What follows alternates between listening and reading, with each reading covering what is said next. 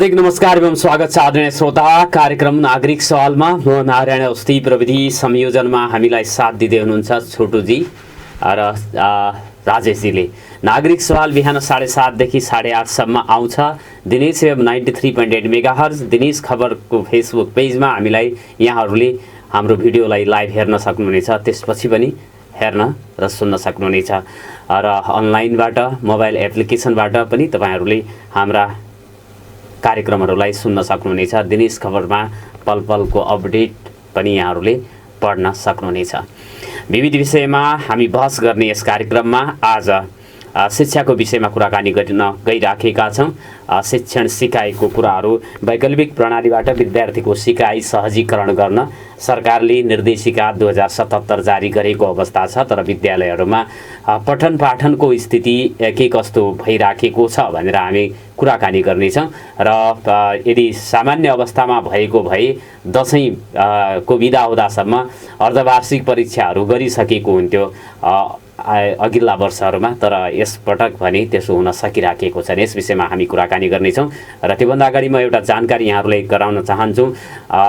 सत्याग्रह र अनसन र डाक्टर गोविन्द केसी र सरकारका बीचमा वार्ता भएर सहमति भएको छ। 8 बुँदे सहमति भएको छ र सहमति अनुसार सुदूरपश्चिमको डोटी अथवा डडेलधुरामा मेडिकल कलेज सञ्चालन गर्ने भन्ने सहमति सरकारले डाक्टर केसीसँग गरेको अवस्था छ। यो एउटा सुखद विषय हो र डाक्टर गोविन्द केसीको अनसन आज टुङ्गिने भनेर पनि समाचार अथवा सहमति भएको छ। 8 बुँदे सहमति भएको छ, जस अन्तर्गत डोटी र डडेलधुरा जिल्लामध्ये कुनै एउटा ठाउँमा मेडिकल कलेज सरकारले सञ्चालन गर्नुपर्ने सहमति पनि भएको छ।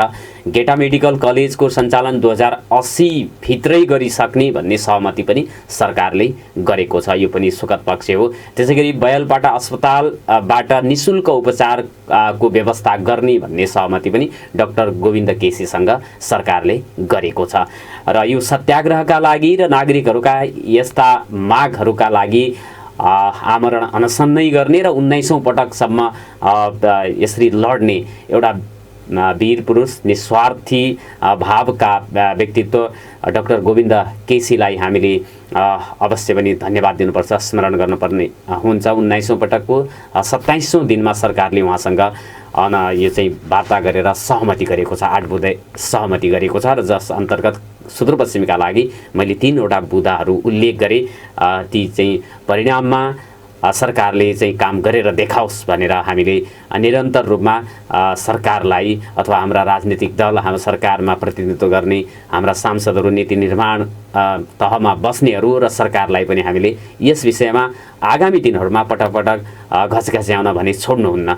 यो भन्दै म यो प्रसङ्गलाई यहाँनिर यत्तिकै विश्राम दिन चाहन्छु र कुराकानी हामी वैकल्पिक प्रक्रियाबाट शिक्षण सिकाइ भइराखेको छ कि छैन भनेर हामी चाहिँ कुराकानी गर्नेछौँ र विद्यालयका समस्याहरू कस्ता रहेका छन्। आधा चाहिँ वर्ष गइसकेको अवस्था छ। शैक्षिक सत्रको 6 महिना यो चाहिँ गइसकेको अवस्था छ। अर्धवार्षिक परीक्षा भइसक्ने अवस्था हुन्थ्यो। दसैँ तिहारको 1 महिना लामो बिदा हुन्थ्यो अरू वर्ष, तर यो वर्ष पठन पाठन सञ्चालन हुन सकिराखेको छैन। विद्यालय शिक्षाको व्यवस्थापन गर्नको लागि स्थानीय तहहरूलाई सरकारले अधिकार अथवा संविधानले अधिकार दिएको अवस्था छ। यस विषयमा हामी उपमहानगरपालिका शिक्षा विकास उपमहानगरपालिकाको शिक्षा शाखाका चाहिँ शिक्षा अधिकृत अकबर चन्दसँग कुराकानी गर्नेछौँ। शिक्षा विकास तथा समन्वय इकाइका निमित्त प्रमुख प्रताप सिंह धामीसँग कुराकानी गर्नेछौँ र त्योभन्दा अगाडि मैले तुलसीराम राष्ट्रिय माध्यमिक विद्यालयका प्रधानाध्यापक गणेश भट्ट र स्टेपिङ स्टोन का प्रिन्सिपल रामजी हमाल दुईजना सरसँग कुराकानी गर्नेछौँ। त्यसपछि हामी अधिकारीहरूसँग कुराकानी गर्नेछौँ र टेलिफोनमा कुराकानी गर्नको लागि तुलसीराम राष्ट्रिय माध्यमिक विद्यालयका प्रधानाध्यापक गणेशराज भट्टलाई हामीसँग जोड्नको लागि म अनुरोध गर्न चाहन्छु। राजेशजीले उहाँलाई हामीसँग जोड्दै हुनुहुन्छ। र सरकारले निर्देशिका पनि जारी गरेको छ वैकल्पिक प्रणालीबाट विद्यार्थीको सिकाइ सहजीकरण कसरी गर्ने भनेर 2077 निर्देशिका नै जारी गरेको अवस्था छ र त्यो निर्देशिका अनुरूप पठन पाठन सञ्चालन अब वैकल्पिक भन्नाले अनलाइन रेडियो टेलिभिजन एफएम लगायतका अब चाहिँ सफ्टवेयरका विभिन्न अब इन्टरनेटको माध्यमबाट पठन पाठन गर्नुपर्ने भनेर निर्देशिका जारी गरिएको छ। त्यतातर्फ पनि के कस्तो प्रगति भइराखेको छ, विद्यालयहरूका समस्याहरू के छन् भनेर हामी कुराकानी गर्नेछौँ र कुराकानी गर्नको लागि गणेश राज भट्ट सर हामीसँग जोडिनु भएको छ। गणेश सर, नागरिक सवालमा हार्दिक स्वागत छ। नमस्कार। नमस्ते सर। सर, अब यो चाहिँ शैक्षिक सत्रको आधा 6 महिना गइसक्यो। अरू वर्ष भएपछि यहाँहरूले चाहिँ यो अर्धवार्षिक परीक्षा गरिसकेपछि दसैँ तिहारको लागि बिदा दिने गर्नुहुन्थ्यो। यो पटक त शिक्षण सिकाइ नै भएको छैन, विद्यालयहरू लाग्न नसकेको अवस्था छ। पठन पाठनको एउटा वैकल्पिक व्यवस्थापन कसरी गर्ने भनेर सरकारले निर्देशिका पनि जारी गरेको अवस्था छ। यहाँहरूको विद्यालयमा अथवा यहाँको विद्यालयमा पठन पाठन भइराखेको छ, वैकल्पिक माध्यमबाट भइराखेको छ अथवा छैन भने के कस्ता चुनौतीले गर्दाखेरि जुन तरिकाले निर्दिष्ट गरेको छ त्यही तरिकाले चाहिँ गर्न सकिएको अथवा गर्न सकिएको छैन? सरले एकदमै समसामयिक प्रश्न उठाइदिनु भयो। धेरै धेरै धन्यवाद सरलाई यो प्रश्नका लागि। कोभिड-19 को विश्वव्यापी महामारीका कारणले गर्दाखेरि संसारभरि जसरी विद्यालय शिक्षा र उच्च शिक्षा चाहिँ प्रभावित भएको छ, त्यसै गरिकन विद्यालय शिक्षा र उच्च शिक्षाको एउटा मारमा नेपालका चाहिँ शिक्षण संस्थाहरू पनि परेको उदाहरण छ। र जहाँसम्म अब हाम्रो विद्यालयको सवाल छ, हाम्रो विद्यालयको सवालमा पनि नेपाल सरकारले जारी गरेको वैकल्पिक शिक्षा निर्देशिका 2077 अनुसारै हामीले पनि विद्यार्थीहरूको प्रमाणीकरण, अभिलेखीकरण लगायतका कामहरू भर्खरै सम्पन्न गरेका छौँ र त्यसको स्थानीय पालिकामा रिपोर्टिङ गर्ने कामहरू पनि चलिरहेको छ। अब नियमित विद्यालय सञ्चालन गर्न त समस्या खेपिरहेको हाम्रो जस्तो देशमा चाहिँ वैकल्पिक माध्यमद्वारा पढाउने कुरो साह्रै चुनौतीपूर्ण कुरो छ। यो सबै यहाँहरूलाई पनि निश्चय भएको कुरा हो। तथापि विद्यालयहरूले चाहिँ सरकारले निर्दिष्ट गरेको कार्यदिशाभित्र रहेर गर्न सकिने प्रमाणीकरण अनि वैकल्पिक शिक्षाका कार्ययोजनाहरू अनि शिक्षकहरूले अहिले अब हजुरहरूले सामाजिक सञ्जालमा पनि देखिरहनु भयो होला, गाउँ घर टोल छिमेकमै गएर विद्यार्थीहरूको प्रमाणीकरण गर्नेदेखि लिएर उहाँहरूलाई चाहिँ विद्यालयसम्म जोडाउने वा चाहिँ अब विद्यालय नियमित रूपमा सञ्चालन हुन नसक्ने अवस्थासम्म चाहिँ विद्यार्थीहरूले घरमै बसेर पढ्न सक्ने खालका स्वयं सामग्री जुन सरकारले विकास गरिदिएको छ ती सामग्रीहरूलाई विद्यार्थीसम्म पुर्याउने काम पनि विद्यालयले गरिरहेका छन्। तथापि अहिले अब एउटा शैक्षिक सत्रलाई जीवित राख्ने हो भने यी सबै कामहरूले मात्रै पुग्ला जस्तो देखिएन। फिल्डमा जाँदाखेरि र अभिभावक विद्यार्थीहरूको गुनासो सुन्दाखेरि अभिभावक र विद्यार्थीहरूले चाहिँ विद्यालय फेस टु फेस मोडमै चलोस्, विद्यालय पहिला जस्तै नियमित रूपमा पठन पाठन सञ्चालन भइरहे हुन्थ्यो भन्ने खालको आशय अभिभावक र विद्यार्थीहरूबाट व्यक्त भइरहेको अवस्था। गणेश सर, अभिभावकहरूले अथवा विद्यार्थीहरूको चाहना विद्यालयमै उपस्थित भएर पठन पाठन गर्ने व्यवस्थापन चाहिँ गरियोस् भन्ने रहेको छ। अब यो गर्नको लागि अब यो चाहिँ संक्रमणको जोखिम हुन्छ, त्यो न्यूनीकरण गर्नको लागि कसरी जाँदा उपयुक्त हुन्थ्यो अथवा सरोकारवालाहरू तपाईँभन्दा माथिको निकाय जस्तो उपमहानगरपालिका अन्तर्गत शिक्षा युवा तथा खेलकुद महाशाखाले कस्तो सहयोग गर्नुपर्ने, समन्वयले चाहिँ कस्तो सहयोग गरिदिए अथवा सरकारी पक्षले कसरी तपाईँहरूलाई चाहिँ सहयोग गर्यो भने यो चाहिँ अभिभावकको चाहना, विद्यार्थीको चाहना र तपाईँहरूको इच्छालाई पनि एउटा चाहिँ मूर्त रूप दिन सकिन्थ्यो भन्ने ठान्नुहुन्छ? विद्यालयहरूले के सोचिराख्नु भएको छ? अब विद्यालयहरूको अवस्था के छ भन्नुहुन्छ भनेदेखि नेपाल सरकारले एउटा चाहिँ निर्देशिका जारी गरिसकेपछि, कार्यविधि जारी गरिसकेपछि स्थानीय पालिका अब समन्वय एकाइको अहिले विद्यालय शिक्षासँग प्रत्यक्ष त्यति सम्बन्ध नभएको कारणले स्थानीय पालिकाको शिक्षा शाखाहरूले नै यसलाई चाहिँ बढी प्रभावकारी बनाउनु पर्ने देखिन्छ। तथापि अब स्थानीय पालिकाहरूका शिक्षा महाशाखाहरू, शिक्षा शाखाहरूले आफ्नो किसिमले त लागिराख्नु भएको छ, तर एउटा पालिका स्तरीय कम्तीमा पनि एउटा क्यालेन्डर नै जारी गरेर अब यो बेलामा चाहिँ तपाईँहरूले टर्मिनल एक्जामहरू गर्नुहोस्, यो बेला चाहिँ तपाईँहरूको अब फाइनल मूल्याङ्कनको चाहिँ डेट यो हुन्छ भन्ने खालको कुरालाई एउटा मूर्त रूपमा अगाडि बढाइदिए भएदेखि अभिभावक, विद्यार्थी, विद्यालय सबैलाई चाहिँ एउटा वैकल्पिकै माध्यमबाट पनि के अरे शैक्षिक कार्यक्रमहरूलाई चाहिँ निरन्तरता दिन सजिलो हुन्थ्यो। तर अहिले आएर के भयो भन्दाखेरि एउटा चुनौतीको कुरा कस्तो आयो भने सबैले चाहिँ अनौपचारिक र इन्डाइरेक्ट भाषा बोल्ने, डाइरेक्ट यो चिज गर्नुपर्छ, यो कार्यदिशा हो, यो चाहिँ तपाईँको कार्यतालिका हो, एउटा एक्सन प्लान नबनिकन एउटा ठोस रूपमा चाहिने कार्यविधि मात्रै जारी गरेर विद्यालयहरूलाई चाहिँ निश्चित एउटा फ्रेमवर्कभित्र ढाल्न नसक्दाखेरि चाहिँ कसैले पढाइ सञ्चालन गरेको, कसैले आफूपछि चाहिँ परीक्षाहरू पनि लिइरहेको, अनि कसैको शैक्षिक सत्र चाहिँ नि निरन्तरता हुन्छ भन्ने चाहिँ नि किसिमको एउटा वातावरण बनेको, कुनै विद्यालयको गतिविधि हेर्दाखेरि यो वर्ष त्यतिकै जाने हो कि भन्ने खालको वातावरण पनि सृजना भएको अनि अन्यलपूर्ण अवस्था देखिएको छ।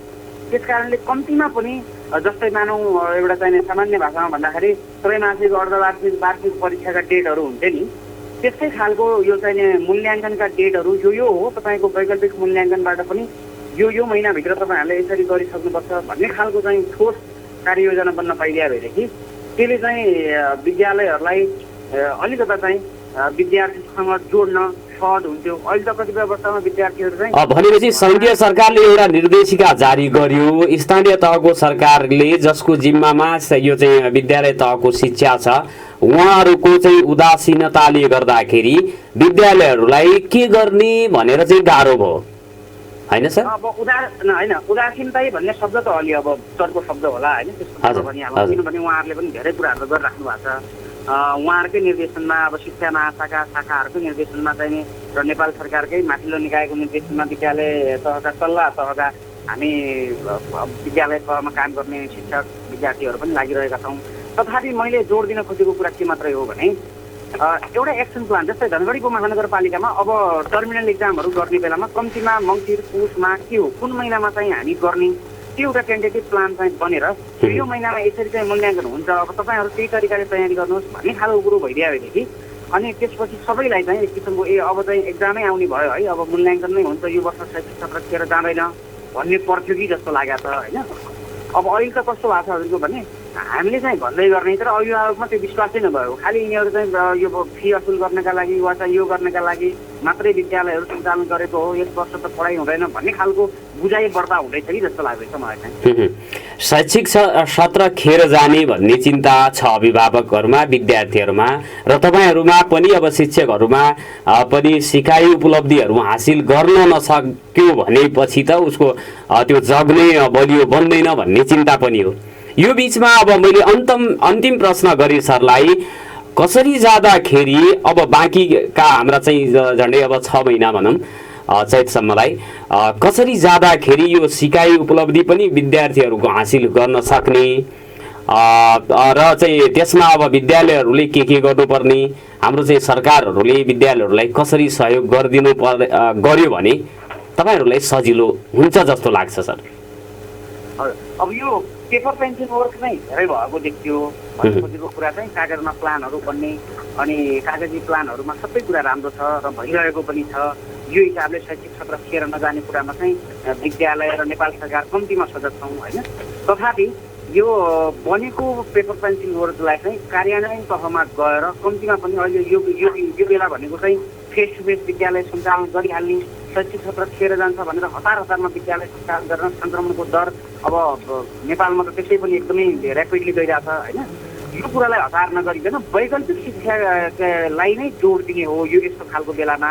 तर वैकल्पिक शिक्षालाई जोड दिँदै पनि कम्तीमा पनि एउटा त्यसलाई वैकल्पिक शिक्षालाई पनि एउटा फ्रेमवर्कभित्र ढालौँ, एउटा क्यालेन्डरभित्र एक्सन प्लानमा जाउँ। यो गर्न सक्यो भनेदेखि अनि सबैमा एकरूपता पनि हुने। जस्तो मैले चाहिँ मङ्सिरको महिनामा कुनै एउटा टर्मिनल एक्जाम लिएँ, कुनै विद्यालयमा टर्मिनल एक्जाम नै भएन, कुनैमा चाहिँ नै अब पुस माघमा भयो भने त्यति मजा भएन नि त। एउटा पालिकाभित्र कम्तीमा पनि एउटा ठोस प्लान बन्यो भनेदेखि त्यो प्लानकै आधारमा हामीले वैकल्पिक चाहिँ सिकाइको मूल्याङ्कनको प्रक्रियालाई पनि अगाडि बढाउन सक्छौँ।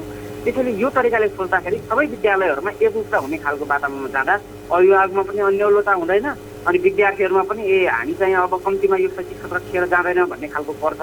अहिले चाहिँ के भएको छ भनेदेखि फिल्डमा शिक्षकहरूले प्रधानाध्यापकहरूले वा चाहिँ शिक्षा शाखा महाशाखाहरूका हाम्रो चाहिँ सर म्यामहरूले पनि काम गरिरहेको तर त्यो कामको कुनै आउटपुट नआउने खालको काम भइरहेको जस्तो लाग्दैछ मलाई चाहिँ। Thank you very much sir, समय दिनुभयो, यसको लागि म धन्यवाद दिन चाहन्छु। हस् सर, हजुरको रेडियो मार्फत मलाई पनि बोल्ने अवसर दिनुभयो, सरलाई धेरै धेरै धन्यवाद। आदरणीय श्रोता, उहाँ हुनुहुन्थ्यो तुलसीराम राष्ट्रिय माध्यमिक विद्यालय उत्तर बेहिडीका प्रधानाध्यापक गणेश राज भट्ट। उहाँले केही कुरा औँल्याउनु भएको छ। शैक्षिक यो चाहिँ वर्ष खेर नजाओस् भन्ने चिन्ता सबैमा छ, सरकारमा पनि होला, शिक्षकहरूमा, अभिभावक, विद्यार्थी, हामी सबैमा त्यो छ। र त्यसका लागि पठन पाठन अब वैकल्पिक माध्यमबाट प्रभावकारी ढङ्गले हुनको लागि कागजमा धेरै प्लान भए तापनि त्यसको चाहिँ कार्यान्वयनको पक्षमा अबका दिनहरूमा जोड दिन सक्यो भने त्यो चाहिँ सरकारले चाहेको अथवा सबैले चाहेको उपलब्धि हासिल गर्न सकिन्छ। सङ्कटको अवस्थामा पनि कहीँ न कहीँ हामी चाहिँ एउटा शैक्षिक सत्र खेर नजाओस् भन्ने किसिमको आउटपुट चाहिँ लिन सकिन्छ भन्ने दृष्टिकोण उहाँले राख्नु भएको छ। र मैले उहाँले प्रश्न उठान गरेका विषयवस्तुलाई हामी अधिकारीसँग कुराकानी गर्नेछौँ। निजी स्कुलको कुराहरू पनि हामीले सँगसँगै गर्नुपर्ने हुन्छ। हामीसँग कुराकानी गर्नको लागि स्टेपिङ स्टोन स्कुलका संस्थापक प्रिन्सिपल रामजी हमाल जोडिनु भएको छ। हमाल सर, नागरिक सहलमा हार्दिक स्वागत छ। नमस्कार। धन्यवाद धन्यवाद सर, अब यो चाहिँ कोभिडको कारणले गर्दाखेरि विद्यालयहरू सञ्चालन जसरी हुनुपर्ने थियो अब हिजोका दिनमा त्यसरी हुन नसकेको अवस्था छ। तर पनि सरकारले वैकल्पिक प्रणालीबाट विद्यार्थीको सिकाइलाई कसरी सहजीकरण गर्ने भनेर निर्देशिका जारी गरेको छ। त्यो निर्देशिका अनुसार वैकल्पिक माध्यमहरू सुझाएको छ। रेडियो, टेलिभिजन, अनलाइन लगायतका चाहिँ माध्यमहरूबाट पठन पाठन गर्नुहोस् भनेको अवस्था छ। निजी विद्यालयहरू, अब तपाईँको विद्यालय लगायत निजी विद्यालयहरूले अब चाहिँ यो वैकल्पिक माध्यमबाट पठन पाठन गर्न सकिराखेको अवस्था हो। एकदम सान्दर्भिक प्रश्न गर्नुभयो। र अब यो अहिलेको अवस्था जो छ, यो अवस्था ले विकल्पको रूपमा अरू केही नभएर यो अनलाइन नै भन्दछ। र अब यसमा यो अनलाइन क्लास आफैमा एउटा यो चुनौतीपूर्ण भयो। यसमा धेरै किसिमका भनौँ न अलिकति अप्ठ्यारा कुराहरू पनि रहे, च्यालेन्जेसहरू रहे। जस्तै अब यो तपाईँको इन्टरनेट छैन, होइन, डाटा किन्नुपर्ने। अब हाम्रो उसमा अब डाटा कति महँगो, सबैले अफोर्ड गर्न सक्ने नसक्ने। अब समग्रमा निजी भन्दा पनि सबै अब एउटै पाठ्यक्रममा नेपाल अधिराज्यभरि यो पठन पाठन हुने हुनाले अब यो सरकारी र निजी विद्यालयहरूकै कुरामा जाँदाखेरि अब अहिलेको इन्टरनेट नेपाल सरकारले, मैले अस्ति पनि नगरपालिकामा बोल्ने क्रममा यो उपमहानगरपालिकामा अब अलिकता हामी उपमहानगरपालिकावासी त्यस कारणले हामीले पाउने जो हामीले भन्नाले सम्पूर्ण विद्यार्थी, शिक्षक, यहाँका बासिन्दाहरू अहिलेको लागि चाहिँ नितान्त विद्यार्थीहरू र शिक्षकहरूमा आयो, सरकारी होस् निजी होस्, एउटा वाइफाई फ्री जोनको कुरा गरेको थिएन। वाइफाई फ्री, ताकि सरकारी स्कुलका बच्चाहरू, निजी स्कुलका बच्चाहरूले यो पठन पाठनका लागि जो अनलाइन प्रयोग गर्नुपर्छ त्यो अनलाइनमा डाटाको बोधरेसन नहोस्, डाटा किन्नु नपरोस् र अलिकता केही हकमा, केही अलिकता कुनै पक्षमा अलिकता राहत मिलोस्। किनभने यो अनलाइनमा एउटा अभिभावकको एउटा बच्चा भयो, लौ ठिक छ, कसैको 2टा 3टा हुन्छन्। अब प्रत्येकलाई मोबाइल चाहियो, ल्यापटप त अझै माथि कुरो भयो। अब यो अलिकति धेरै महँगो पनि हुने र यो यसको यो प्रब्लम हो, यसको यो च्यालेन्ज भयो, यो अलिकति अप्ठ्यारो कुरो। त्यस कारणले अब यसमा एकदम गम्भीरतापूर्वक सोच्नुपर्ने विकल्प के छ त भन्दा विकल्पै छैन, अनलाइनको विकल्पै छैन।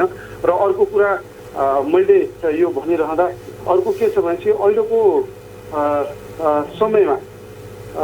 समयमा यो अनलाइन क्लास भनेको यो देशको डेभलपमेन्टको इन्डिकेटर हो। हामी कति हदसम्म अगाडि बढेका रहेछौँ त, विकासको क्रमलाई हेर्दाखेरि हामी कति अगाडि छौँ त भन्ने कुरा एकदम यो क्लियर इन्डिकेटर हो, विकासको सूचक हो। त्यस कारणले यसलाई पनि विचार गर्नुपर्छ। यसमा धेरै अप्ठ्यारा कुराहरू छन्, यसमा धेरै समस्याहरू छन्। तथापि अहिलेको समयको माग पो हो कि त यो अहिलेको समयमा हामी यो समयसँग हिँड्न सक्नुपर्ने कोसिस गर्नुपर्ने पो हो कि त भन्ने भएको हुनाले अनलाइन भनेको अहिलेको बेला मैले धेरै लामो बोल्दा यहाँलाई समय नपुग्ला, किनभने यो अहिलेको कोभिड-19ले ल्याएको विषम परिस्थितिमा हामीले यसलाई अलिकति लाइटली लिनु भएन। यो समय यो हाम्रो लाइफ टाइममा देखेन मैले, पछि कस्तो हुन्छ थाहा भएन, अहिलेसम्म यो देखेको थिएन। यस्तो बेला मान्छे बाँच्नु पर्दछ, मान्छे बाँच्यो भने सबै कुरा हुन्छ। मान्छे अब 1 वर्ष अब लगभग फेर जान लागिसक्यो, मैले अघि पनि सुनिरहेको यो सही हो, तर पनि कुन कुरालाई प्रायोरिटीमा राखिन्छ, कुन कुरो महत्त्वपूर्ण छ भन्ने एकदम जरुरी जस्तो लाग्छ। र हाम्रो हिसाबमा मलाई विश्वास छ हामी सबै, मैले त अब यो अनलाइन क्लास आएको धेरै पहिला भइहाल्यो, 3 महिना कम्प्लिट भइसक्यो र अरूले पनि अरू विद्यालयहरू पनि ट्याक्सन आबद्ध यो ट्याक्सन आबद्ध सबैले चाहिँ अनलाइन क्लास चलाइरहेको छ जस्तो लागेको छ। यो चुनौतीपूर्ण छ, खर्चिलो छ अभिभावकहरूका लागि भन्ने अनलाइन कक्षा त्यस्तो रहेको छ। त्यसका बावजुद चाहिँ अन्य अब यो वैकल्पिक अनलाइन भन्दा पनि अझ अरू विकल्पहरू पनि त खोज्न सकिन्छ होला नि, केही त्यस्तो जस्तो कम खर्चिलो बनाउनको लागि कस्ता विकल्पहरू चाहिँ अवलम्बन गर्दाखेरि अब शैक्षिक सत्र खेर नजाओस् र विद्यार्थीहरूमा पनि सिकाइ उपलब्धि हासिल होस् भनेर त चिन्ता गर्नुपर्ने अवस्था हो। यदि चाहिँ शैक्षिक सत्र खेर गयो अथवा हामीले चाहिँ सिकाइ उपलब्धि हासिल नगरिकनै कक्षा चढायौँ भनेपछि पनि त्यसले चाहिँ भोलिका दिनमा अप्ठ्यारो चाहिँ हुन्छ सिकाइमा। त्यो गर्नको लागि अब हाम्रो चाहिँ सरकारको तहबाट अथवा नियामक निकायहरूबाट चाहिँ के कस्तो किसिमको चाहिँ प्रयास भयो भने त्यसमा तपाईँहरूलाई चाहिँ काम गर्न सजिलो हुन्छ जस्तो लाग्छ सर? राम्रो, धेरै राम्रो प्रश्न सोध्नुभयो। अब यो सर्वप्रथम यो सबै कुराहरू गर्नका लागि सरकारले सबै कुरो सरकारबाट सम्भव छैन, यद्यपि गाइडलाइनहरू निर्देशिकाहरू जारी गरेको छ, त्यसलाई हामीले फलो गर्नुपर्दछ, आफ्नो ठाउँमा रह्यो। र अब सरकारले उपलब्ध गराएको रेडियो सिकाइ कार्यक्रमहरू, टेलिभिजन कार्यक्रमहरू यो छन्, तर अहिलेको मैले फेरि 21औं शताब्दीमा भन्नुपर्छ, अहिलेको यो नयाँ युगमा त्यो कतिको सहज र कतिको राम्रो छ, कतिको बच्चाले इन्टरटेन गर्छन् त। यो लर्निङमा इन्टरटेन भएन भने त्यो लर्निङ भनेको मोनोटोनस हुन्छ, त्यो भनेको उसले भनेको भने हुन्छ, उसले सुनेको सुने हुन्छ, तर अलिकति इन्टरेक्टिभ लर्निङ हुँदैन। अहिलेको इन्टरेक्टिभ लर्निङ भएन भने बच्चाहरूमा त्यो कन्सन्ट्रेसन गर्ने, बसिरहने अलिकति गाह्रो हुन्छ।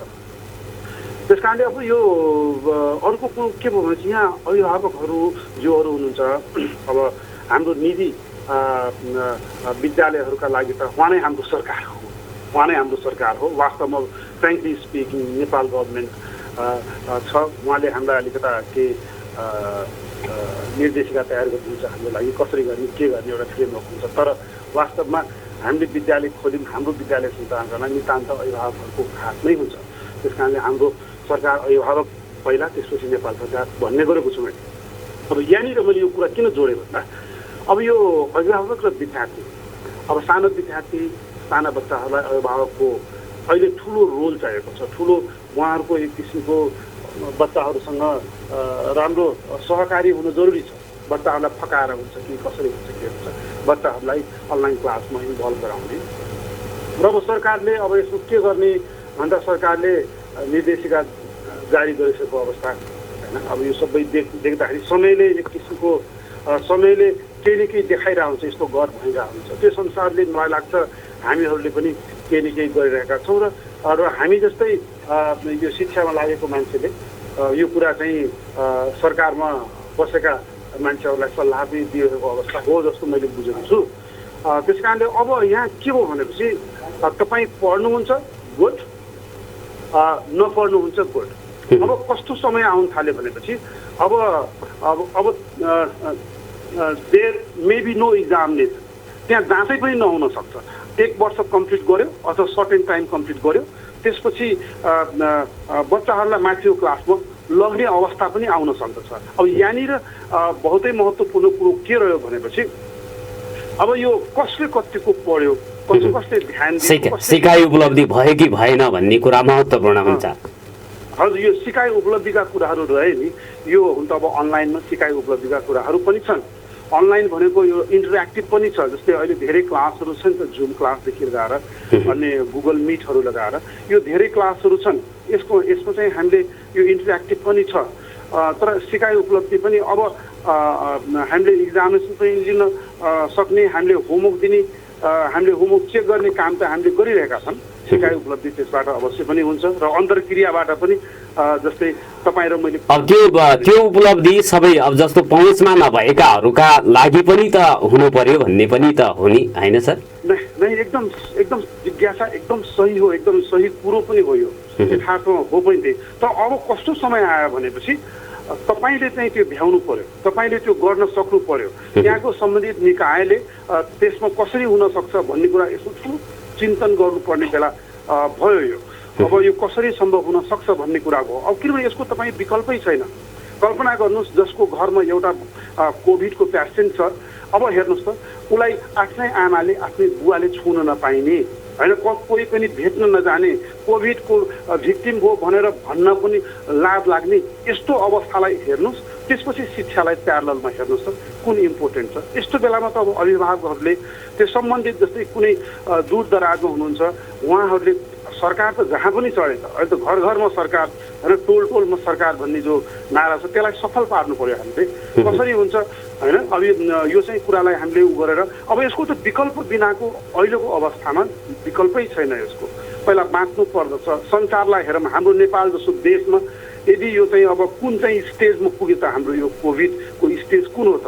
यो त डेभलप्ड कन्ट्री, एउटा अमेरिका जस्तो, इङ्ल्यान्ड जस्तो देशमा त कति अप्ठ्यारो भयो, स्कुल खुल्दै बन्द गर्दै भन्ने अवस्था आयो, होइन। अब यो कोरियाका कुरा गरौँ भनेपछि अब हाम्रो देशमा त्यस्तो स्थिति आयो भने त यो त ठुलो भयावह हुन्छ। यो यहाँ चाहिँ शिक्षा भन्ने कुरा गौण हुनसक्छ, यो चाहिँ माइनस हुनसक्छ यो कुरा।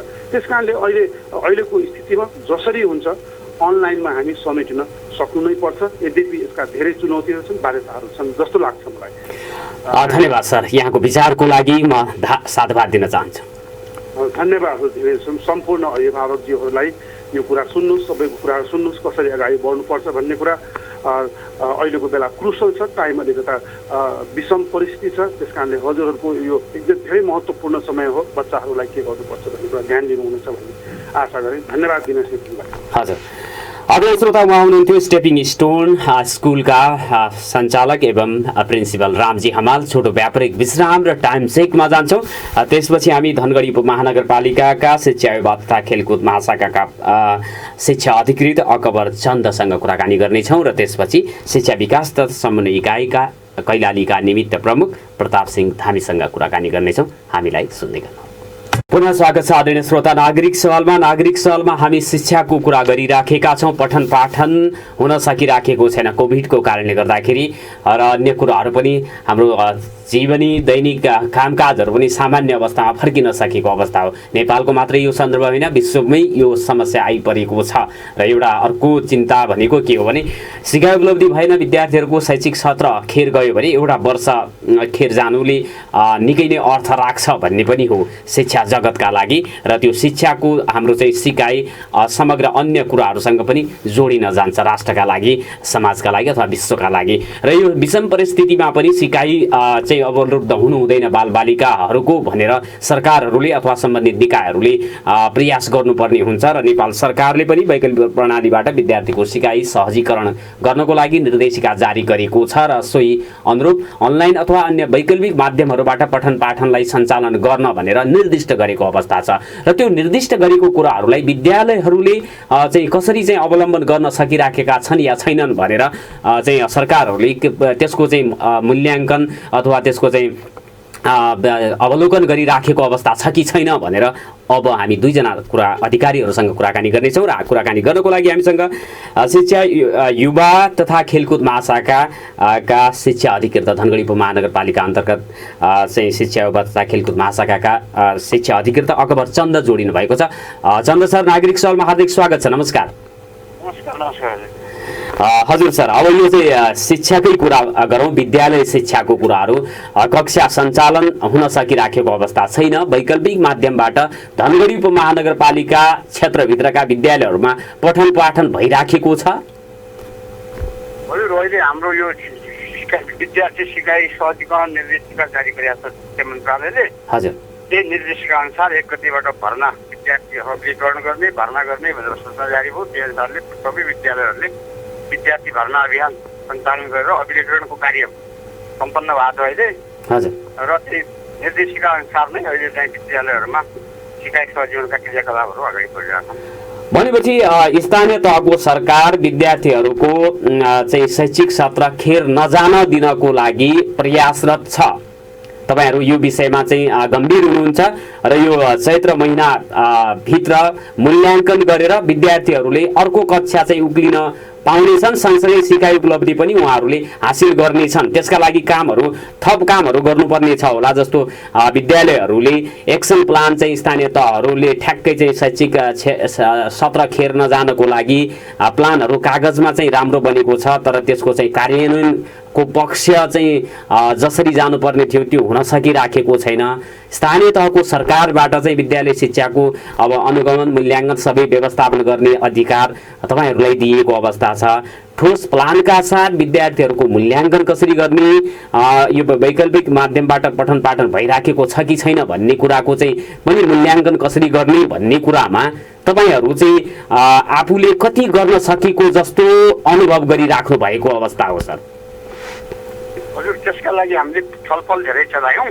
बिचमा हाम्रो मेयर साहबकै उसमा अध्यक्षतामा हामीले अभिभावकहरूसँग पनि छलफल चलायौँ। त्यस्तै हाम्रो शिक्षा सरोकारवालाहरू सबैसँग बसेर छलफल चलायौँ। राजनीतिक पार्टीका प्रतिनिधिहरू, पत्रकार बन्धुहरू सबैलाई बोलाएर छलफलहरू कसरी जाने त, अबको शिक्षा कसरी अगाडि बढाउने, प्रत्यक्ष सिकाइ गर्न सकिने अवस्थाहरू कस्ता छन् भनेर सबै छलफल गर्दाखेरि तत्काललाई प्रत्यक्ष सिकाइ गर्न नसकिने नै अहिलेको कोभिडको कारणले गर्दाखेरि जसरी तिहारसम्मका लागि हामीले यही वैकल्पिक विधि माध्यममै प्रयोग गरेर सिकाइ सहजीकरण गर्ने र त्यसपछि हामी स्कुलमा बसेर त्यसको अवस्था कस्तो हुन्छ त्यही अनुसार अगाडि बढ्ने भन्ने छलफलबाट चाहिँ निर्गत निस्किया छ। र अहिलेलाई हामीले त्यही वैकल्पिक विधि अन्तर्गत रेडियो, एफएमको माध्यमबाट, टेलिभिजनको माध्यमबाट र काहीँ सम्भव भएसम्म अनलाइन पद्धति इन्टरनेट भएको ठाउँमा अनलाइनको माध्यमबाट कक्षाहरू सञ्चालन भइरहेका छन्।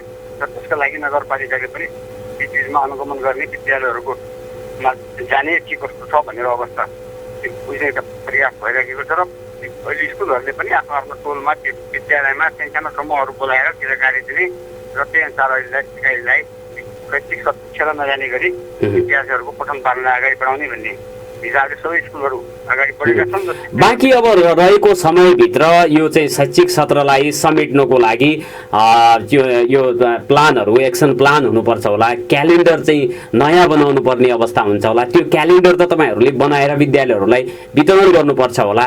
त्यो बन्ने क्रममा अथवा बनिसकेको अथवा बनाउनु पर्छ भन्ने तपाईँहरूले प्रयास गरिराखेको हो?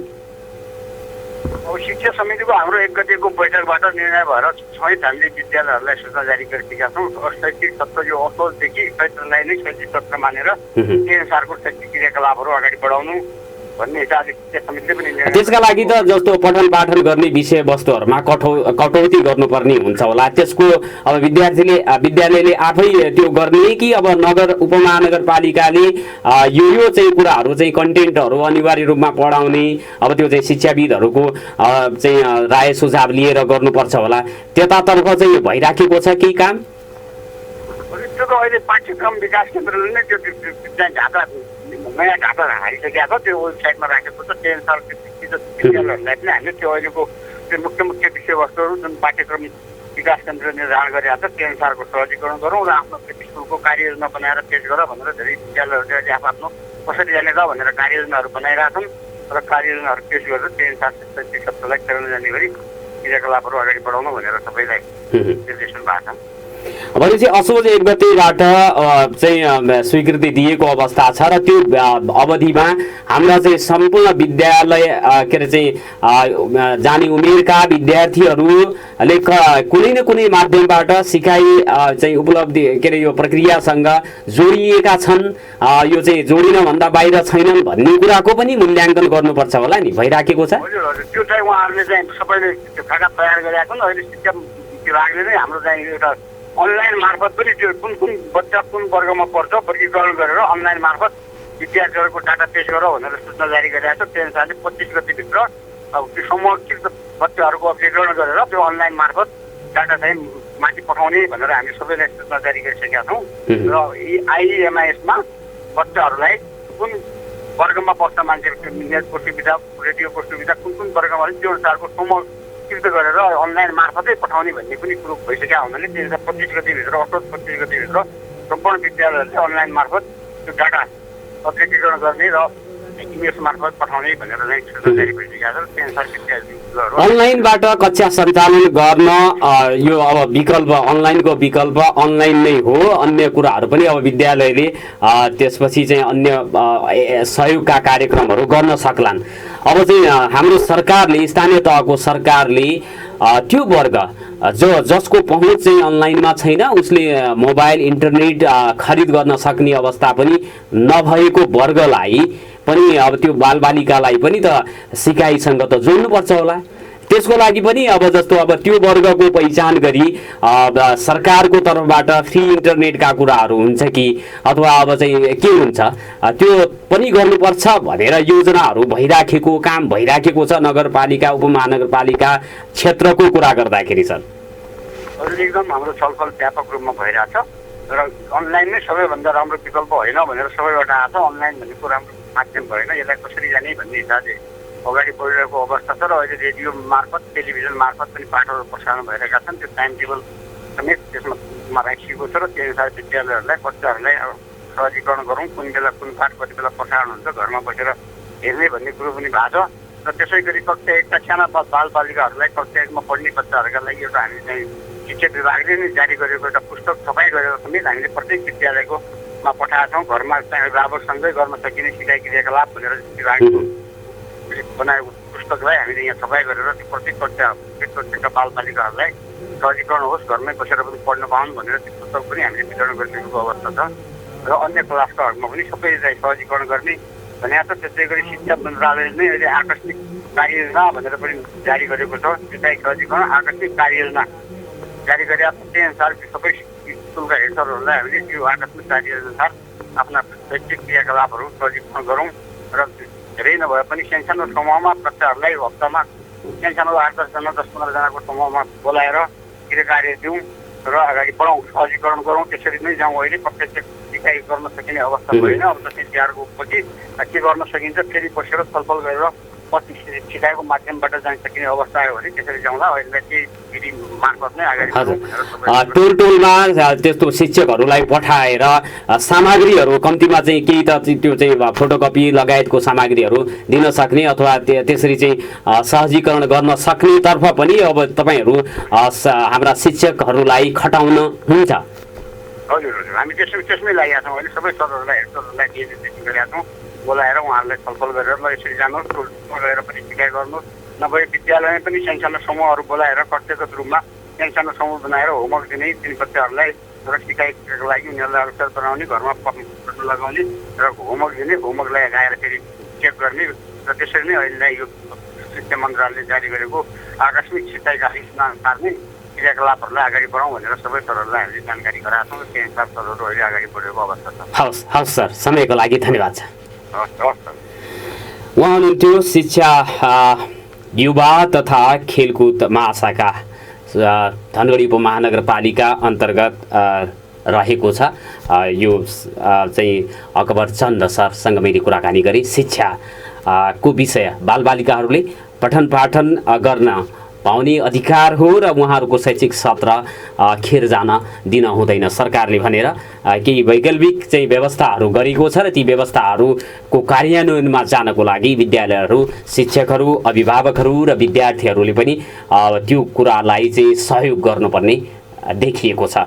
हामी थप कुराकानी गर्नको लागि शिक्षा विकास तथा समन्वय इकाइ कैलालीका निमित्त प्रमुख प्रताप सिंह धामी सरसँग जोडिन गइराखेका छौँ। उहाँ हाम्रो टेलिफोनमा जोडिसक्नु भएको छ। धामी सर, नागरिक सवालमा हार्दिक स्वागत छ। नमस्कार। धन्यवाद हजुर, नमस्कार। अब यो चाहिँ कोभिडको कारणले गर्दाखेरि समग्र क्षेत्रमा प्रभाव उत्तिकै परेको छ। शिक्षा क्षेत्र पनि अछुतो छैन भनौँ। अब शिक्षा क्षेत्र त हाम्रो अब औपचारिक रूपमा कक्षामा उपस्थित हुन सक्ने अवस्था छैन, विद्यालय तहदेखि विश्वविद्यालय तहसम्म।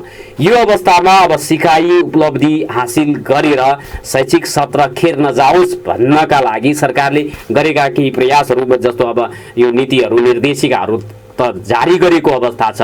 त्यो जारी गरेका निर्देशिकाहरूको कार्यान्वयनको पक्ष चाहिँ कस्तो छ भनेर चाहिँ अनुगमन गर्ने जिम्मा चाहिँ अब यो कसलाई दिएको छ सर? यो शिक्षा विकास तथा समन्वय इकाइलाई दिएको छ अथवा स्थानीय तहको सरकार अन्तर्गतको शिक्षा शाखाहरूले नै गर्नुपर्ने हो? यसको अब हाम्रो जुन यो कोभिड महामारीका कारणले गर्दा उत्पन्न परिस्थितिको अवस्थालाई पनि मध्यनजर गरेर विद्यार्थीको सिकाइलाई निरन्तरता दिन र शैक्षिक सत्र खेर नजाओस् भन्ने उद्देश्यका साथ शिक्षा विज्ञान तथा प्रविधि मन्त्रालयले माननीय मन्त्री स्तरको 77/5/19 को निर्णय अनुसार एउटा विद्यार्थी सिकाइ सहजीकरण निर्देशिका 2077 जारी भएको छ। र सो निर्देशिका अनुसार नै क्रियाकलाप कार्यान्वयनका लागि प्रत्येक स्थानीय तह स्थानीय सरकारहरूलाई सहजता होस् भन्ने हिसाबले शिक्षा विज्ञान तथा प्रविधि मन्त्रालयले एउटा लेटेस्ट कार्ययोजना पनि सार्वजनिक गरेको छ। जस कार्ययोजना अन्तर्गत तपाईँको यो शिक्षा विद्यार्थी सिकाइ सहजीकरण निर्देशिका 2077 को मा भएको व्यवस्था अनुसार यसका सबैभन्दा महत्त्वपूर्ण अर्थात् कार्यान्वयन तहमा महत्त्वपूर्ण भूमिका भनेको प्रत्येक स्थानीय सरकारलाई तोकिएको छ र जसमा रिजल्टका लागि स्वयं शिक्षक र विद्यालय जिम्मेवार रहने अवस्था देखिन्छ भने कार्यान्वयन र अनुगमनका लागि मुख्य गरी स्थानीय तह र स्थानीय सरकारहरूलाई जिम्मेवारी तोकिएको पाइन्छ। भनेपछि सिकाइ उपलब्धि कस्तो हुन्छ, त्यसको परिणाम कस्तो निक्लिन्छ भन्नको लागि विद्यालय र शिक्षकहरू जिम्मेवार छन् र कार्यान्वयनको पक्ष चाहिँ कस्तो रहेको छ, त्यो सुखद रहेको छ अथवा त्यसमा चाहिँ कुनै काम पनि भएको छैन भन्नको लागि स्थानीय तहको सरकार जिम्मेवारी चाहिँ स्थानीय तहको सरकारले लिनुपर्ने हो। तपाईँहरूको चाहिँ अब यो बिचमा अब शिक्षा विकास तथा समन्वय इकाइले गर्ने सहजीकरण चाहिँ के छ सर? शिक्षा विकास समन्वय इकाइको सहजीकरणको भूमिका भनेको अब उहाँहरूले जस्तै तपाईँको पाठ्यक्रम विकास केन्द्र मार्फत जुन प्रकाशन हुने खालका सिकाइ सामग्रीहरू छन्, ती सिकाइ सामग्रीहरूको सिआरसी कपी यदि कुनै स्थानीय तहहरूले माग्न चाह्यो अर्थात् थापेर विद्यार्थीहरूलाई उपलब्ध गराउन चाह्यो भने त्यसका लागि अब हामीले पाठ्यक्रम विकास केन्द्रसँग समन्वय गरिदिने, त्यसका लागि उहाँहरूलाई आवश्यकता अनुसार निश्चित प्रति छाप्नका लागि अनुमतिसहितको सिआरसी कपी उपलब्ध गराइदिने, त्यसका लागि सिफारिस गरिदिने भूमिका हाम्रो रहन्छ र प्लस अन्य कुनै त्यस्तो किसिमको प्राविधिक सहयोग उहाँहरूले आवश्यकता महसुस गर्नुभयो, उहाँहरूले प्राविधिक सहयोग माग्न चाहनुभयो भने त्यसको प्राविधिक सहयोग उपलब्ध गराउने जिम्मा चाहिँ हाम्रो रहन्छ। र यो निर्देशिकाले नै स्पष्ट रूपमा के भनेको छ भने महत्त्वपूर्ण रूपमा सिकाइलाई सहजीकरण गर्नका लागि सबैभन्दा पहिला विद्यार्थीलाई वर्गीकरण गर्ने, वर्गीकरण गरिसकेपछि विद्यार्थीलाई पाठ्यपुस्तकहरू वितरण गर्ने र पाठ्यपुस्तक वितरण गरिसकेपछि असोज 15 सम्म सम्पूर्ण तयारी पुरा गरिसक्ने भन्ने किसिमले असोज 7 गतेसम्म विद्यालयमा शिक्षकहरू पुगिसक्ने र असोज 15 सम्म सबै पूर्ण तयारी गरिसकेपछि असोज 15 पश्चात चाहिँ जो विद्यार्थी सिकाइ सहजीकरण निर्देशिकाले तोकेका स्टेप्स जुन प्रक्रिया छन् त्यो प्रक्रिया अनुसार र सँगसँगै त्यसले के पनि खुला गरेको छ भने जस्तै स्वास्थ्यका मापदण्ड अपनाएर क्रियाकलापहरू गर्नुपर्ने, स्थानीय प्रशासन लगायत नेपाल सरकार, सङ्घीय प्रदेश सरकार र स्थानीय सरकारको कोभिड-19 सम्बन्धीका निर्देशनहरू पूर्ण रूपमा पालना गर्ने र त्यसमा थप सुरक्षाका उपायहरू अपनाएर उहाँहरूले यदि कुनै स्थानीय तह, कुनै क्षेत्र, कुनै विद्यालयले यदि प्रत्यक्ष क्लास चलाउँदा पनि त्यसको असर पर्दैन भन्ने खालको महसुस गरेर त्यो खालको वातावरण देख्यो भने प्रत्यक्ष रूपमा क्लास चलाउन सक्ने सम्मको यसले चाहिँ स्वतन्त्रता दिएको छ। तर त्यसका लागि कार्यान्वयनका लागि सबैभन्दा महत्त्वपूर्ण जिम्मेवार विद्यालयमा शिक्षक र शिक्षक पश्चात शिक्षकको रिपोर्टिङ, शिक्षकले साप्ताहिक रूपमा प्रलाई रिपोर्टिङ गर्नुपर्ने र प्रले मासिक रूपमा आफ्नो स्थानीय तह अर्थात् स्थानीय सरकारलाई रिपोर्टिङ गर्नुपर्ने र स्थानीय तहले त्यो रिपोर्टिङका आधारमा थप सहयोग गर्नुपर्ने आवश्यकता महसुस भयो भने थप प्लानिङ गरेर अगाडि बढ्नुपर्ने किसिमले एउटा मोनिटरिङको मेकानिजम पनि यो निर्देशिका कैलाली जिल्लाको कुरा गर्दाखेरि केही स्थानीय तहहरूमा विद्यालयहरू चाहिँ सञ्चालन भएको भन्ने आएको छ।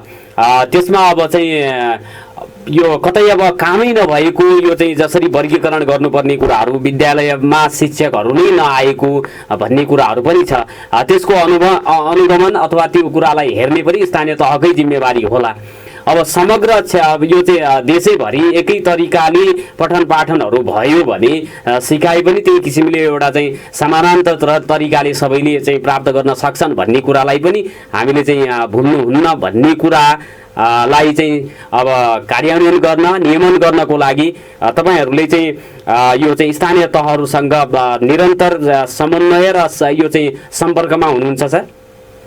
हामी निरन्तर समन्वय र सम्पर्कमा छौँ। प्लस अब यो एउटा कुरो त हामी के अनुरोध गर्न चाहन्छौँ भने यो कन्टिन्जेन्ट एउटा खालको सङ्क्रमणको बेला हो। यो सङ्क्रमणको बेला भनेको यसलाई चाहिँ जसरी सकिन्छ कन्टिन्जेन्सी हिसाबले म्यानेजमेन्ट गर्ने हो। म्यानेजमेन्ट चाहिँ के हुन्छ भने तपाईँको फिल्ड बेस्ड र सिचुएसन बेस्डका हिसाबले पनि म्यानेजमेन्टलाई फोकस गर्नुपर्ने हुन्छ। कुन अवस्था, कुन स्थानीय तह, कुन विद्यालय, कुन समुदायको अवस्था के छ भनेर तत्कालीन रूपमै विश्लेषण गरेर उहाँहरूले सिकाइ क्रियाकलापहरू अगाडि बढाउनु पर्ने हुनसक्छ। अब यो सबै स्थानीय तहमा एकै खालले, सबै विद्यालयहरूमा एकै किसिमले, सबै गाउँपालिका, सबै गाउँहरूमा, सबै बस्तीहरूमा, सबै सिकाइ केन्द्रहरूमा एकै किसिमले सिकाइ अगाडि बढ्छ भन्ने कुरोमा हामी यतिखेर विश्वास गर्नै सक्दैनौँ। किनभने यो प्रत्येक अवस्था, प्रत्येक जिल्लाको अवस्था फरक छ, प्रत्येक स्थानीय तहको अवस्था फरक छ, अनि प्रत्येक ठाउँको अवस्था फरक छ र त्यो फरकपनलाई कसरी एड्रेस गर्न सकिन्छ। अब इन टोटलमा बुझ्नुपर्ने चिज चाहिँ के हो भने त्यो फरकपन छ, फरकपनलाई कसरी व्यवस्थापन गरेर सिकाइलाई निरन्तरता दिन सकिन्छ। त्यसका लागि महत्त्वपूर्ण भूमिका भनेको मलाई लाग्छ शिक्षक साथीहरू जो र शिक्षक साथीहरूले नियमित रूपमा यसलाई अगाडि बढाएर कमसेकम आफ्नो विद्यार्थीको प्रोफाइल अब टिचरको हातमा हुन आवश्यक छ र कुन विद्यार्थी टेलिभिजनको सम्पर्कमा छ, कुन विद्यार्थी के अरे नेट इन्टरनेटको सम्पर्कमा छ, कुन विद्यार्थी एफएम रेडियो र रेडियो नेपालको सम्पर्कमा छ, अर्थात् कुन विद्यार्थी कुनै पनि मिडियाको सम्पर्कमा छैन, सम्पर्कविहीन छ भने त्यस्ता खालका विद्यार्थीका लागि कमसेकम एउटा त्यो घरमा पढेको एउटा उच्च शिक्षा प्राप्त गरेको गार्जेनलाई होम स्कुलिङको जिम्मा दिएर भए पनि सिकाइलाई अगाडि बढाउनुहोस् भन्ने खालको आशयको जुन कार्ययोजना आएको छ त्यो कार्ययोजनालाई उहाँहरूले अक्षरशः पालना गर्नुभयो र प्लस यसलाई नै अप टु डेट तपाईँहरूले यही गर्नुपर्छ, यो मात्रै अन्तिम विकल्प हो भन्ने पनि होइन। तपाईँको कार्ययोजनाले यतिसम्म फ्रिडम दिएको छ कि यदि परिस्थिति अनुकूल तपाईँहरू योभन्दा अरू थप वैकल्पिक उपाय, वैकल्पिक सहकार्यदेखि लिएर सबै सङ्घ संस्थादेखि लिएर एनजिओ आइएनजिओदेखि शिक्षा क्षेत्रमा कार्यरत सबै सङ्घ संस्थाहरूको समेत पनि यतिखेर महत्त्वपूर्ण भूमिका हुन आवश्यक छ र उहाँहरूले पनि केही गर्ने हो भने गर्ने बेला यतिखेर नै हो र यतिखेर उहाँहरूलाई केही गर्न पनि म आग्रह गर्छु। किनभने नारा दिएर अन्य किसिमले गर्ने कुरा भन्दा पनि यतिखेर कसरी बच्चाहरूलाई कुन मोडलबाट सपोर्ट गर्न सकिन्छ त्यो मोडालिटीमा शिक्षक बस्नुपर्छ। भनेपछि शैक्षिक सत्र खेर जान नदिन सरकार प्रयासरत छ र बच्चाहरूको विद्यार्थीहरूको शैक्षिक सत्र खेर जाँदैन। अब यो चाहिँ अहिलेसम्मको निर्देशिकाको निर्देशन, शिक्षा मन्त्रालय, शिक्षा विज्ञान तथा प्रविधि मन्त्रालयको निर्देशन, कार्ययोजनादेखि लिएर तपाईँको अहिलेसम्मको अवस्था, कोभिडको अवस्था हेर्दा हामीले के बुझ्नुपर्छ भने 2077 साल असोज 15 गते पश्चात शैक्षिक सत्रका नियमित क्रियाकलापहरू अगाडि बढेका छन् र यो नियमित क्रियाकलापहरू अर्को कुनै ठुलो महाविपत्ति आएन, महासङ्कट आएन भने मलाई लाग्छ यो शैक्षिक सत्र चाहिँ खेर जाँदैन र यो शैक्षिक सत्र नियमित अगाडि बढ्छ र यही बुझेर अहिलेको अवस्थामा सम्बन्धित मन्त्रालय, प्रदेश मन्त्रालय, स्थानीय तह, स्थानीय प्रशासन, प्रमुख जिल्ला अधिकारीज्यूको निर्देशन समेतलाई ख्याल गरेर स्वास्थ्यका सुरक्षाका उपायहरू अपनाएर सबै शिक्षक साथीहरूले विद्यार्थीको सिकाइलाई अगाडि बढाउन, विद्यालय परिवार अगाडि बढ्न पर्ने देखिन्छ र मलाई लाग्छ यो यतिकै अवस्थामा हामी रहौँ र यो निर्देशिका कार्यान्वयनको चरणमा कुनै त्यस्तो खालको र निर्देशिका कार्यान्वयन गर्ने क्रममा जस्तो अरू वर्ष जसो चाहिँ हाम्रो दसैँ तिहारको 1 महिना लामो विद्यालयहरूमा छुट्टी हुने अवस्था थियो। अब अनलाइन क्लास र यो वैकल्पिक पद्धतिबाट पठन पाठन गर्नको लागि त्यसरी चाहिँ बिदा त हुँदैन होला नि सर, के छ? अब बिदाको सवालमा अहिले स्पष्ट निर्देशन कुनै प्राप्त नभएको र प्लस अब विद्यालय सञ्चालन र व्यवस्थापनको जिम्मेवारी सम्बन्धी स्थानीय तहहरूमा रहेका कारणले गर्दा अब स्थानीय तहहरूले अब त्यो सबै पक्षलाई समेट्न सक्ने गरी आफ्नो किसिमले कार्यविधि बनाएर अगाडि बढ्न सक्ने स्वतन्त्रता उहाँहरूसँग रहन्छ नै। तर अहिलेसम्मको अवस्था भनेको अब यो बिदा हो या होइन भन्ने कुरो भन्दा पनि हामी 2076 के अरे चैत 6-7 गतेदेखि नियमित रूपमा बिदामै छौँ। त्यसैले गर्दा पनि अब यसलाई कसरी सकिन्छ विद्यार्थीको सिकाइलाई निरन्तरता दिनका लागि होम स्कुलिङको समेत व्यवस्था गरेर कुनै एक्सेसमा छैन विद्यार्थी भने त्यसलाई चाहिँ टोलमा 4 देखि 5 जनाको एउटा समूह बनाएर सामाजिक दूरी कायम गरेर भए पनि ती बच्चाहरूको सिकाइलाई निरन्तरता दिने र उहाँहरूलाई होमवर्क दिनेदेखि लिएर उहाँहरूलाई प्रयोजना कार्य दिनेसम्मका विकल्पहरू खुला गरिएका कारणले गर्दा अब एउटा आम बुझाइ सञ्चार माध्यम लगायत सबै साथीहरूले के बुझिदिनुपर्छ भने शैक्षिक सत्र 2077 अगाडि बढिसक्यो, अर्को खालको महाविपत्ति र केही सङ्कट आएन भने यो शैक्षिक सत्र निरन्तर जान्छ र यसले चाहिँ यो वर्षको सिकाइ उपलब्धि केही कमी भए पनि यो वर्षको सिकाइ उपलब्धिलाई निरन्तरता दिने हिसाबले विद्यार्थीको शैक्षिक सत्र खेर नफाल्ने किसिमले अगाडि कार्ययोजना अगाडि बढेको छ। धन्यवाद सर समयका लागि। हस् सर। आदरणीय श्रोता, उहाँ हुनुहुन्थ्यो शिक्षा विकास तथा समन्वय इकाइ कैलालीका निमित्त प्रमुख प्रताप सिंह धामी। आज हामीले विद्यालयका प्रधानाध्यापकहरू, धनगढी उपमहानगरपालिका शिक्षा शाखाका शिक्षा अधिकृत र समन्वय इकाइका निमित्त प्रमुखसँग कुराकानी गर्यौँ। भोलि अर्को विषयवस्तुमा छलफल बहस र प्रश्न गर्ने बाचाका साथ आज भने प्रविधि संयोजनमा साथ दिनुहुने राजेशजी र छोटोजीलाई धन्यवाद दिँदै तपाईँहरू सबैलाई पनि धन्यवाद दिँदै बिदा माग्छु। नमस्कार, शुभ दिन।